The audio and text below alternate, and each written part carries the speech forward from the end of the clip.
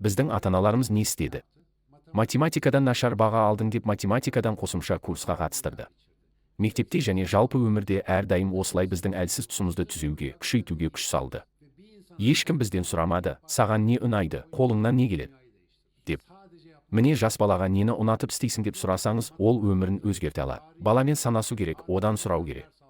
Балаңыздың математикасы төмен, тарих сабағы күшті болса, тарихтан арнайы курс алдырып, оны тарих саласында жетілдіріңіз. Өзінің қолынан келмейтін және жақсы көрмейтін математикадан емес. Балаңыз жақсы жүзетін жүзгіш болса, жүзу жарыстарына қатыстырыңыз. Өзім жақсы көрем деп штанга көтеретін ауыр атлетика жарыстарына емес. Оны жүзу спортынан дайындасаңыз, ол керемет жүзгіш болып, жетістіктерге жете алады. Біздердің басты қателігі біз адамдардың бәрі бірдей болсын, теңестірейік дейміз. Математикасы бірдей, физикасы бірдей, химиясы бірдей тағы басқа. Бәрі осы салаларды мықты меңгеріп ғалым болса, басқа жұмыстарды кім істейді, оны ойламаймыз.